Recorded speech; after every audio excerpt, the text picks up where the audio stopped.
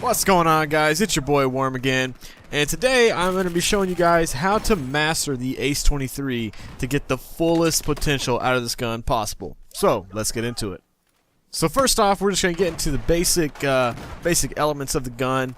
It comes with 31 bullets and a mag. Its damage is pretty standard, 25 maximum damage up to 8 meters, which is pretty standard. It's got a decently high rate of fire of 770.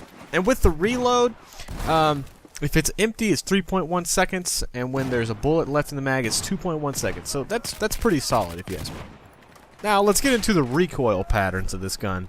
It's pretty standard. It's going to be slightly moving to the right. It's got a recoil up of 0.36, aim it down sights, recoil left of 0.15, and a recoil to the right of 0.25. So it's going to go to the right more often than not, along with up. So let's talk about attachments. What kind of attachments should you be rolling on this gun? Now, out of the box, this gun is very good. I mean, I think it's the best gun in the game. It's my favorite gun in the game because it is so good. And the attachments that I use is the muzzle brake and either the potato or the stubby grip. And actually, I rotate between stubby grip and angled grip, just depending on how I'm feeling that day pretty much. But I usually just roll stubby grip. So let's talk about some of the advantages. With muzzle brake and stubby grip, you're going to have a little bit of a greater spread, not very much, in your bullet deviation, just a little bit, like 0.01% probably, so not much of a disadvantage there. But the good advantage is that you have 25% less upwards kick, and this is being compared to just a normal, no attachments Ace 23. What kind of optics should you use? Well, what I use is the Coyote. I think the Coyote gives you a greater field of view. You can see more enemies. It had to be either Coyote or Cobra, depending on what you have unlocked. So where does this gun excel? Well, I think this gun excels at mainly the the short to medium range. Although, if you're a good trigger finger and you're good at controlling recoil, you can tap fire enemies at a distance over about 42 meters.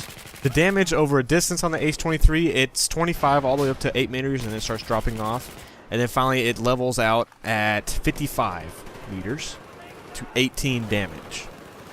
So basically what that means is that anywhere 8 meters and in, it's going to be a 4-shot kill. From there, it's going to start deviating to, 4.5, 5 bullets maybe, all the way up till when you hit 55 meters, it's going to take, let's see if I can do the math in my head really quickly. It's going to take like 5 or 6, 7 shots to be able to drop an enemy. But that's not bad. So pretty much this is a very tight gun as far as the recoil is concerned. That way it's very easy to take out enemies at longer ranges. So basically, this gun has a pretty decently high rate of fire of 777, and with a really low recoil. So basically, you have a really fast firing gun with hardly any recoil, and that makes for a very, very good gun. Let's just hope that DICE does not nerf it. Well, I mean, here's the thing. I think it could probably be nerfed. I mean, increase the recoil, I think, a little bit, because right now it is just too good right now compared to some of the other assault rifles. I think the other good assault rifle is the M416, which I will be doing a video on. And but yeah, I think they should increase the recoil a little bit. I think the damage is fine, but increase the recoil a little bit on the Ace 23. That'd be fine with me. So let's get into some scenarios and when it's best to use the Ace 23. And in my opinion, I think this is a good gun for all kind of scenarios. Sometimes when I'm attacking on rush, I like to use a silencer, and with a silencer, it's still extremely good. Like I said before, the recoil is so tight that if you put a silencer on it, I mean, it's not very bad at all. So I would say anytime you're running assault class with an assault rifle, I think the Ace 23 should be your weapon of choice because it is simply the best gun in the game, and I think everyone would agree with me on that. So as far as when you should use it, I think you should use it anytime you want.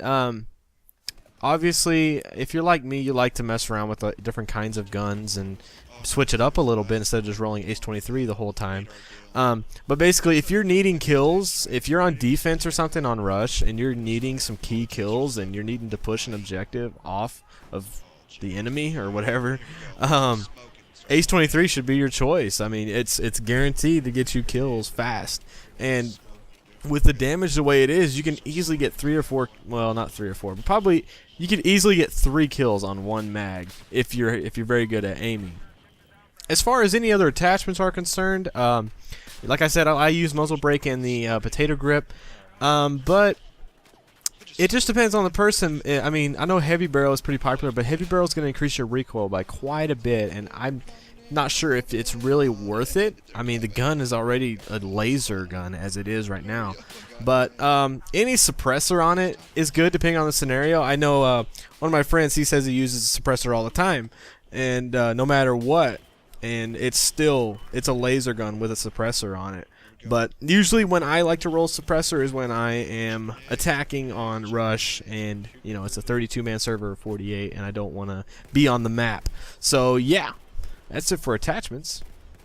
So in conclusion, this gun is, like I said, it's a laser gun. It's the best gun in Battlefield 4 right now as it stands. It could change next week, tomorrow, this evening, who knows, depending on what DICE does. But as it stands right now, this gun is a laser gun due to its high rate of fire with low recoil and good amount of damage. So yeah, if you guys enjoyed this, please let me know. I plan on doing some more of these.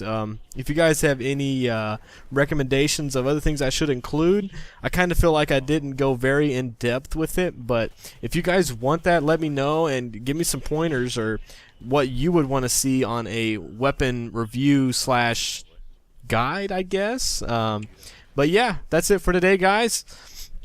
Hope you guys have a good one and take it easy.